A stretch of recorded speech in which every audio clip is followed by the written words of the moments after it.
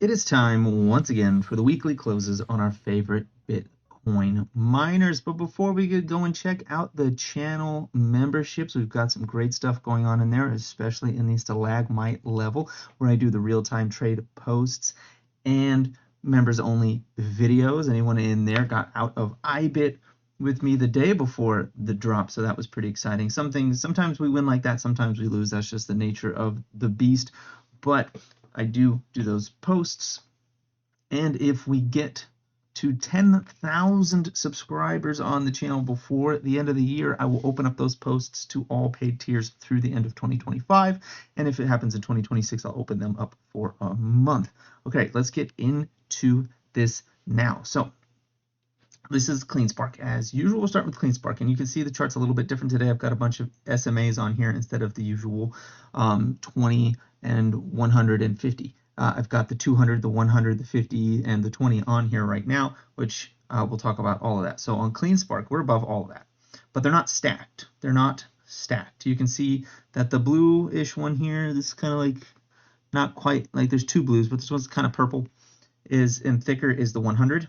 And the 20 is the blue there, which is below the 100, and the 50 is below the 100. So the 20 and the 50 are below the 100. I want to see those get above the 100, and that would be really bullish for the big blow-off top that we're looking for.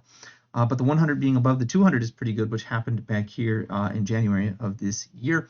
And everything was above until about June 9th, where things started to, that week, things started to go down on the 50 and the 20, both being under there. The 20 almost went under the 200 there for a little while. Anyways, we're not going to dwell on that too much. What we're going to dwell on right now is, let me bring up my draw on page. So what we're looking for is a doji like that. See that one I circled, that red one right there? Notice the BX trender continued to be green when we got that. Like it was green down here, and we got that little red doji right now. Right now we are seeing a similar thing with increasing the increasing BX trender. RSI is a bit hot at 75 currently, and we've got this wicked uptrend. What I'd be looking for is something like a doji up here with an increasing bar here, and then I'd be looking for potential reversal and getting something like a morning star that went and closed underneath that green candle from last week. And that would indicate that, hey, we're probably going to come back down to like this $12 volume spike down here on the weekly. That's what that would tell me in that situation. So that's what I'm looking for on this right now, to say, hey, we might be coming back down to the bottom of the range right now. I mean, we could get caught here on this volume spike. Like when we zoom out a little bit, there is a nice volume spike at 16, at about 1650. There's a nice volume spike, and if we hold that, if we hold the 1650, well, then we're likely going to continue on higher. And if we lose that, then we're going to come back and test 12 before moving higher later in the year, or possibly seeing the end of the cycle there. One thing that gives me a lot of hope here is this one right here for the weekly. We've got, at least yesterday, CleanSpark warrants held the move, right? It went up to 82, launched past 82. It tapped $1 in pre-market yesterday, before coming back down, and then it did a nice wick down real far and then went higher up. And that was something that happened in a lot of cryptos yesterday. I'll show you one that did it pretty bad. Do this one, and we'll go down to the 1 hour, and look at this wick right here. So XRP in a 1 hour period, let's say from top to bottom, this wick was 34% top to bottom, this candle here, in less than an hour. That wick on the bottom alone, it came all the way down to, what was it, 177? That wick alone was 40% of the candle. So I'd be looking for a conquering of this volume. See this big volume node right here at 3 o'clock. I'd be looking for price to conquer above that, which is 252, and then see it launch. And that happened on quite a few cryptos. I'm just going to use that one as an illustration for now and move on. But if you go look at like a lot of cryptos, we're talking ADA, we're talking SUI, we're talking Doge, all of them had that. And that's something to pay attention to. I think that that might have been a pretty big shakeout, and then we may continue from there. Anyways, let's take a look at Mara. Mara's got a little bit better here. We got the 50 and the 20 both still in the wrong order. We need to see that 20 and 50 get above the 100-day moving average. We got that wicked wick up there on Mara. It did close under that 1980 level. If I bring on all my drawings, we did close beneath that, but we are still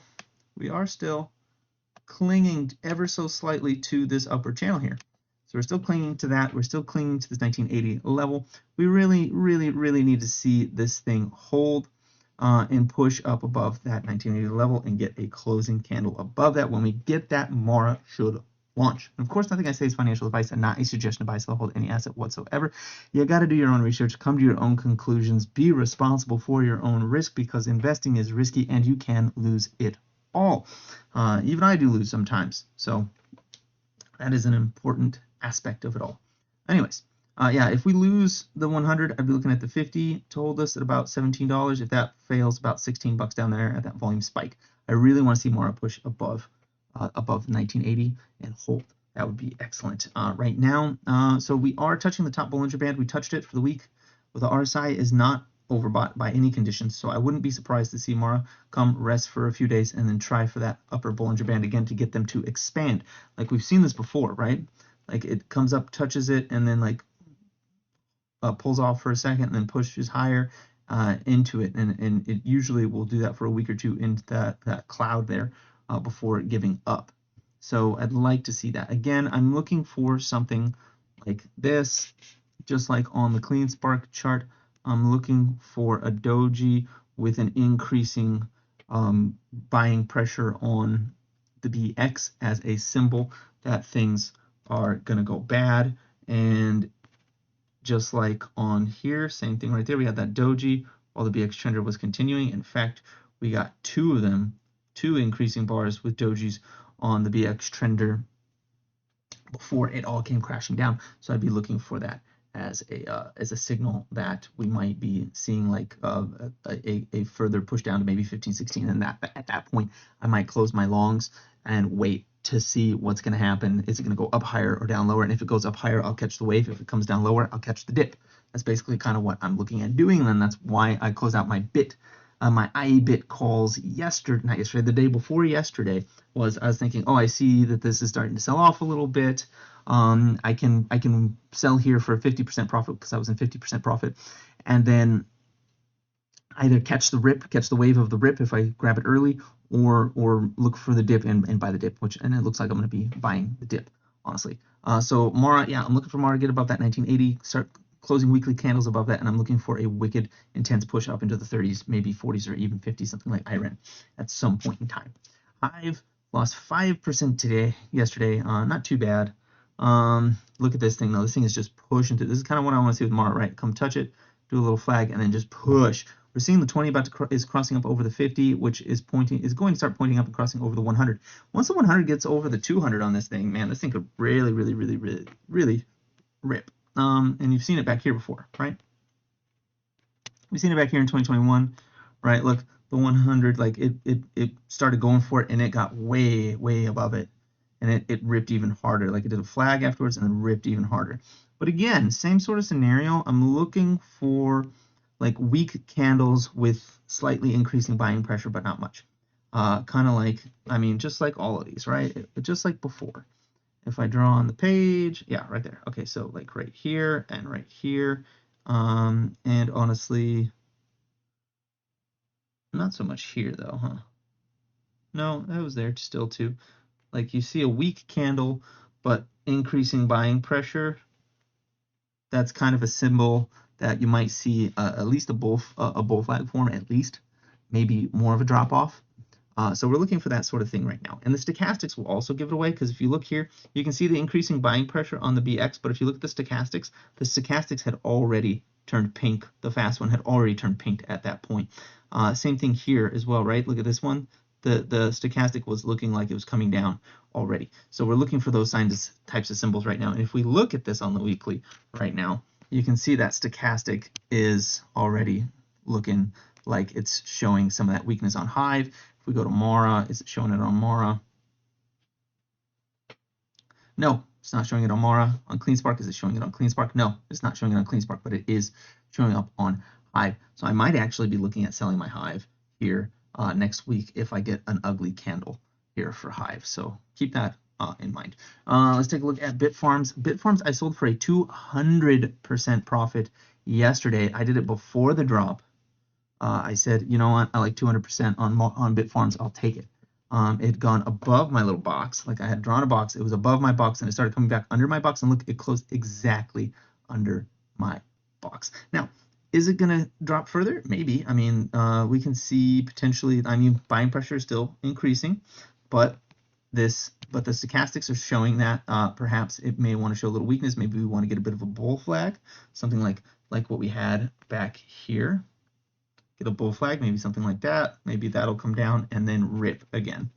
And we'll see that on this come through on these stochastics. So that'll be interesting to say the least. I'll be watching for Bitfarms. So that's kind of it for Bitfarms. That, yeah, I'm expecting maybe a bull flag, maybe something comes down to back, eats half of this candle from before or a little more, and then I'd be looking for strength to potentially re-enter. But so far everything's looking pretty good. I do see a little bit of oh, come on, man, divergence on the RSI. You can see it right here. If I come right there and I put this here to there, yeah, you can see we went higher, got a higher high but a lower RSI, so that is also a bit of a signal that maybe Bitfarms might see a bit of a pullback and come maybe even back down to this volume node down here at about 280 or so, maybe even engulf this candle in the near future. So I will be waiting to see that, just like I did before, just exactly like I did before when I went on Bitfarms. I went up like 400 or 500% in this move in this 2 week period, and then it pulled back. It started pulling back, and I said, oh, I'm gonna let that bull flag form. It formed. It started to rip off of this line right there that you can see on my screen, that the white one, the white dashed, and then it went boom, ripped again, and I let it go after 200%. So that's what I've been doing there. Iren still not showing any weakness except for a little bit on the stochastics. You can see the stochastic is looking like, but I mean, it's done this 3-4 times already on the way up. So it might be just, again, just a bull flag and then higher. But the difference this time, though, is that the slower one has turned purple. So there is a little bit more selling pressure going on back here. And I mean, why wouldn't there be? This thing went from $5 to $70 in a matter of just a few months. If you're not, I mean, I would sell that. I would sell all of that. Like maybe I'd sell 80% of that and hold the other 20 to see what happens. Like that's what the best I would hold on to is like 20% of that at that point in time. We're at 92 on the RSI. I think Iren may be ready to breathe. It might actually be ready to breathe. We got another wicked wick on top. Now I know we've gotten that once, twice, 3 times before on this way up, and it continued to drive higher, and it absolutely could.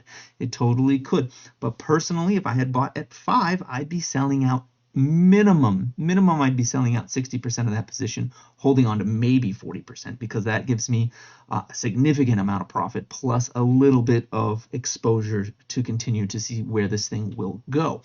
Of course, though, nothing I say is financial advice and not a suggestion to buy, sell, or hold any asset whatsoever. You got to come to your own conclusions and make your own decisions. You're responsible for your own risk. Anyways, let's take a look at HUT. How's HUT looking? So HUT, I've kind of been in and out of HUT on the way up. I haven't gotten back in recently. I am seeing, again, the stochastics are showing, but this looks exactly like Iren, where we got a couple of bull flags in there. This might end up just being a bull flag. It might come back down to 39. As long as we're above 39.82, I am looking at 47.87 as a potential area to drive higher to. Notice how we kind of came up, wicked above that and failed. We almost touched the next fib level at 52.84. But as long as we're above 39.82, 47.87 is in play. As soon as we get below 39.82, $32 becomes back into play. So HUT, yeah, everything looks good on HUT. We got higher RSI to go with this higher price. We've got the stochastic, the slow is still wide open. We've got BX Trender showing us that there is continued buying pressure. I would not be surprised if HUT was simply a breather for a few days or a week or maybe 2 at most, and then we see it rip into the end of October into November. I wouldn't be surprised at all by that. Let's take a look at CAN. How is CAN looking? So CAN, I don't hate that. I don't hate it. You'd think I hate it, but I don't hate it. CAN, if you know that I bought a couple weeks ago, I bought down in like the 70-80 cent range. I bought a whole bunch of call options on this thing with the expectation that it was going to rip at the end of October. It ripped at the beginning of October, and now it's giving a little bit of that back, and I'm not too concerned because I mean, look at this RSI. It's above 50. It might come back and do a 50 tap and then take off. The BX Trender is just green on green there. The stochastics, if we go down here, are showing nothing but continued buying pressure. We might get a little bit of a pullback on the fast, And as long as this one keeps widening and getting bigger there, even if this yellow one pulls back, I wouldn't be surprised to see it do one of these where it just comes in, boom, pops right back up again and goes towards the top. And then we get something like we saw back over here, which this looks very similar right here, right, where we came up. And then this was opening up down here. I mean, I wouldn't be surprised to see this take place again. And if that is what's going to take place again, let's see what happened back there. Oh yeah, look at that. We did a couple of ups and pullbacks and then a launch. This looks very similar. I mean, does it not look very similar? Let me just get rid of all these drawings. And I mean, look at it. It looks pretty darn close, I'd say. Is hanging out down there, is starting to widen up. We got a little bit of a wobble on the fast, and then it just went boom. Everything went to the top, and it did it in a matter of weeks. So I'm still not concerned about CAN. I'm still looking at CAN thinking we're going to continue on this train. I think a lot of the crypto-related assets are going to do very well here very, very soon. And I think that this was a shakeout. Taking a look at Soluna, same thing with Soluna. RSI, I mean, RSI is not overbought. In fact, came down a little bit. Yeah, it's not overbought. BX trender still showing buying pressure. The stochastic is looking like a beast.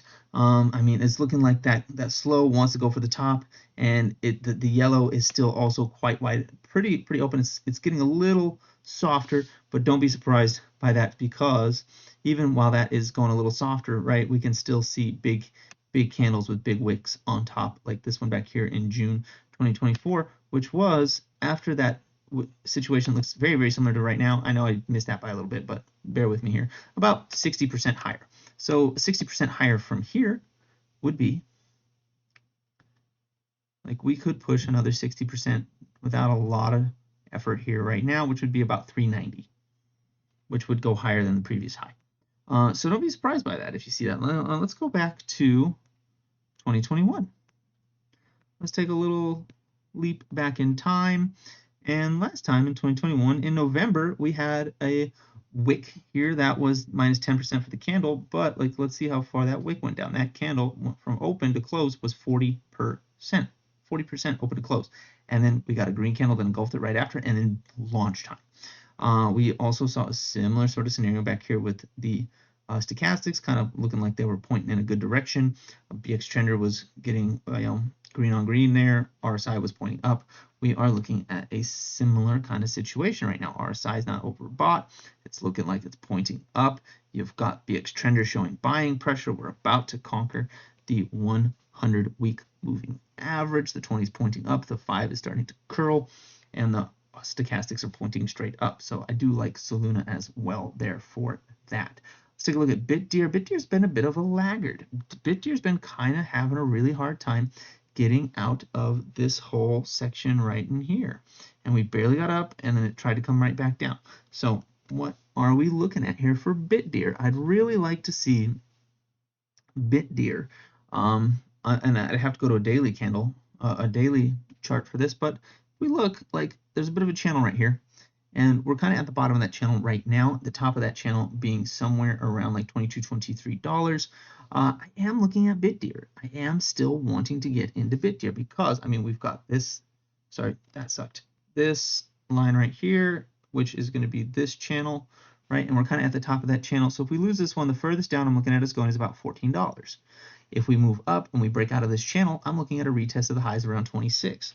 Like a lot of its peers have done already. So Btdr is still on my list. I'm still watching Btdr as a bit of a laggard, and I'm not too concerned about it in terms of I want to see it maybe come back to the middle of this bigger channel here, around like 1584 maybe, or I'd be going down to the daily. Like I'd go to the daily and say, okay, where's that big volume node? Okay, it was yesterday, so let's go down to the hourly.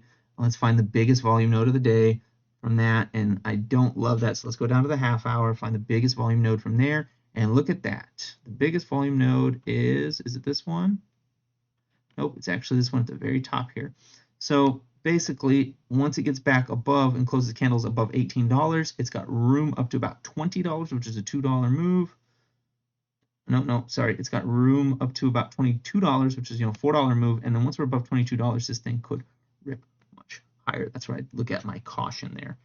So let's go ahead and take that off there. All right, so Btdr, yeah, I'd like to see if it's going to come down a little further, and then I want to see it conquer $18 again. Once it's above $18, I'd be in it up to about 22, and then I'd be starting to get a little bit nervous, like, do I want to take half my position at 22 and see if it goes higher or not?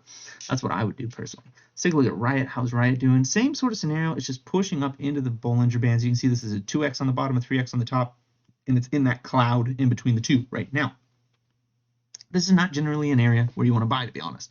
So up in that upper part is not where you want to buy. Where you really want to buy is when it touches this bottom here and then starts to bounce. Like I maybe buy a little. I would have probably bought a little bit on March 10th, and then a little bit more every week as it was touching it. And then once it lifted off, I would have gone real heavy as soon as I got like that candle that touched it, stayed away from it, opened up that next one, and stayed away from it, like in this little area here, as long as it didn't like go ballistic, and then just hold. I mean, you can see it doesn't always work. There are definitely times like after the sell-off, right, in 2021, right, when the cycle was over, like it gave you a bounce and then you go way lower, and then you give you a little bounce and go way lower. So like you could get burned on that. You do still need to have stop losses in mind, but given seasonality, like back here, this was March, right? March is going to feed into April and into April, May, and June, which are going to be generally about flat months, but soon enough July will come around and we'll get that push up. Or back here, this was September, right? September is generally a bad month, so you could buy in September with the expectation that you might go a little bit lower in October, and then if it doesn't go lower in October, you're expecting November and December to be high. So you see it push up. Like right now, we went pushed up through September, so we might get a volatile October, and we will be expecting some kind of pushback up into November. Now, I do wish that this had touched the bottom Bollinger here for September. That would have been a lot easier to deal with, but right now we're dealing with things at highs potentially having the the ability to come back down to just 20 down here at 13 from 20, currently where it is at 21. So like that's a bit nerve-wracking to be honest. But Riot does still look strong. Okay, it still looks strong. RSI is making new higher highs. BX trender is pointing up. The stochastics are looking like they want to give us a bull flag, kind of like it did back here. We saw it came down. It's looking like it wants to give us a bull flag, so we may see this thing come back down. Maybe come down. Is there a gap anywhere? Oof, like the gap. It might fill a gap at 1446. Maybe not. Yeah, it's hard to tell. It might, as long as it's above 1948 though, we're fine.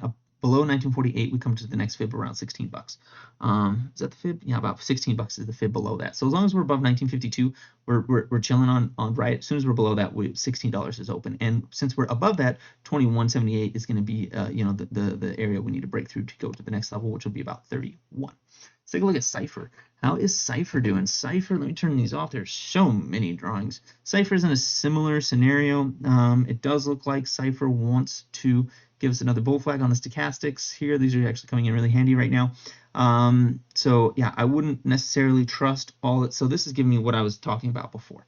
Which was the doji with increasing buying pressure, but a stochastic that is showing me weakness.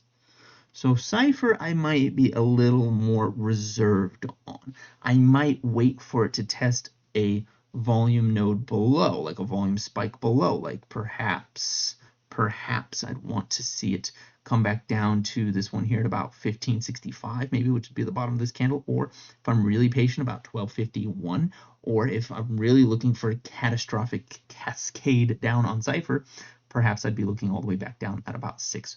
Now that doesn't seem likely to me given the seasonality of the situation, but I would not be surprised to see a spike down into the 12s. That wouldn't surprise me. A spike down into the 1550s would really be just a regular little pullback.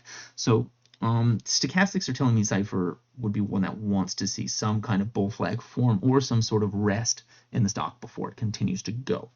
All right, let's take a look at Core Z. How's Core Z looking? Core Z is one of the least hot of them. It's not even in the Bollinger Band cloud there. Look at this now. Okay, so this is what I'm talking about. All right, so yes, there's a bit of a doji at the top here. Not quite, but it's a doji with a long wick on bottom, then a longer wick on bottom, then on top. But, and this is the big distinction right here, right now. Look at these stochastics, straight up. Look at this RSI, not overbought, pointing up. Look at the BX trender, buying pressure. All three of these agree that Core Z wants to go higher. So Core Z, I would not be as scared of it dropping off. I'd be looking at this volume shelf, which is much more significant than the Cifr shelf at 1731 as my potential pullback zone. And if I got a bounce off of that on a lower time frame, I would absolutely be interested in getting behind it. Otherwise, my lowest low would be 1380, where I would have to put my stop loss around 1380, maybe a little lower, maybe like 1360, 1345, somewhere in there, just so I don't get wiped out on a stop loss hunt, and then let her rip from there. That's my outlook there. Let's take a look at TeraWulf. How's TeraWulf doing? TeraWulf, again, doji at the top. Stochastic is not agreeing with it. So we got two that are pointing straight up. RSI is at 82, which is super, super hot. So I would not be surprised to see this thing come back down to about 1150 or so, which I think would be the top of that. Yeah, I wouldn't be surprised to see this thing visit the top of this box here again at $11.30 around there. The stochastics are not agreeing. Stochastics say we need to see some kind of rest or a bull flag here, much like we saw, like if we, let me bring this in here, make it a little bit bigger. What happened? Let's see, break that a little bit bigger. Yeah, you can see like right in here where it turned pink, right? We got that little bull flag right after, and then higher. Back here before that, same thing, little bull flag right there, and then ripped higher. That's what I would be expecting to see right now. Some kind of bull flag, maybe a dip, maybe not, maybe it just goes sideways like it did back here and right here, and then higher up from there. So, but the stochastics are indicating that there is likely to be some sort of a rest period here for Wulf right now, potentially. Let's take a look at Btdigital now. Btdigital, real quick. Wick on top. RSI, BX Trender, and stochastics all pointing straight up. So Btdigital, I'm not as concerned about it in terms of coming down. I think that the momentum shows that even if it does, any dips right now would be bought up to rip higher. So that is interesting on its own. Even though it is in the cloud, I wouldn't be surprised to see it go up higher to like 430 or even 449. It could go higher basically. RSI is not oversold. I'm sorry, not overbought. Stochastics are solidly in the middle, pointing straight up. BX Trender is still showing buying pressure. Btdigital could do a rip up to 550, maybe even higher. Let's look at CANG. CANG's actually been dipping for a little while now. It's been dipping for a little while.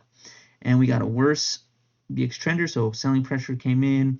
RSI is under 50. None of that is good. But stochastics are showing that the slow is giving us greater momentum to the upside still, while the fast is creating a flag. Much like this flag right back here on the fast, before it went lower, we're getting a flag here. Once this turns yellow again, once that fast one turns yellow again, and price is trading above 486, there's a chance CANG could potentially revisit a move higher up towards, is upwards to like even $10, especially since we've been seeing this consolidation for quite some time now, all the way back here since December 2024. It's been consolidating. So don't be surprised if this thing breaks out. As soon as it gets above like that 480 level, I'd be looking for it to push real hard, real fast. And I absolutely would be looking at the top of this wick or near the top of this wick around 968 as a potential offloading zone for my shares there. Let's do a real quick one on BMNR, just for giggles here. BMNR has been getting a little bit trapped in this fib here. So let's do another fib. Let me hide this one for now. I'm going to hide this one. And then I'm going to bring up another fib. And one of these days I need to do, some days soon, I need to do a Tools of the Trade fib video for everyone. I know I've been asked for it. It's just that things have been crazy on the market. It's been hard to do anything other than just like cover what's happening. So anyways, let's run this fib right here. Okay, perfect. We got that fib. So what are we looking at here? So we've got the, let me move this over just a little bit more. There we go, so we can read it. Okay, so we came up, right? After that, we came down to the 786 on that, which was right here on September 2nd. All right, we are currently floundering around between the 382 and the 5. So as long as we're above 51, we're fine in terms of moving back up to 55. Once we're back up above 55, or 55.91, excuse me, we're open back up to go to that previous high of 71. As soon as we conquer 71, this thing is going to be like a rocket, a lot like the CleanSpark warrants did, where it just pops to the next fib level Now, probably won't hold at that first move, but it very likely will visit 87 pretty quickly. And of course, this does hinge on us holding that $51 level. If we lose that, we come back down towards 45, 46, 45. We lose that, we come back down towards 39. We lose that, we could revisit all the way back down to the $30 level in those situations. Now, this is looking interesting. So a couple of things I don't love about this is buying pressure has been weakening for 3 weeks now. The RSI is above 50, but pointing down, and kind of has been flat since July.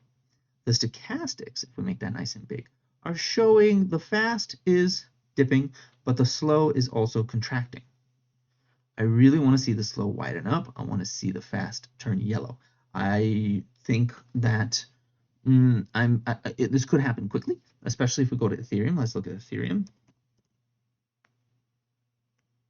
Go to the Ethereum chart. Let me turn off some of these drawings because that's way too many drawings. It's insane. Yeah, it's at the top. We've got to see this fast reignite here. This fast has got to reignite. On Ethereum, we've got to make this into, it's what looks like a bit of a megaphone right now. It's a little bit of what looks like a megaphone right now. Hey, it looks a little bit like a megaphone right here. And we got to get above this top up here. And then it's opened up to maybe that $6,000 level from there. But right now we are looking at this $3,600 level right here at this volume spike as an area that needs to hold. If we lose that, we could be coming down to $3,000 on ETH, which would like destroy Bitmine, but I would be interested in picking it up there only if it happens before the end of the year, because I'd be looking at it kind of going like this, right? And then maybe touch that, and then from there, like $6,000, maybe even $10,000 from there. That's what I'd be looking at. So that's kind of just a quick rundown of that whole situation. Anyways, that's all I've got for you today. Please like, comment, subscribe, share this video. It does so much to help grow the channel. We're so close to 10,000 subscribers. You get us there, I'll open up the stalagmite posts to all paid tiers. Check out the channel memberships. We got some great stuff going on in there, especially in the stalagmite level. But if we get to that 10,000, it'll be in every level. If we get to that 10,000 subs. And with that said, have a profitable day.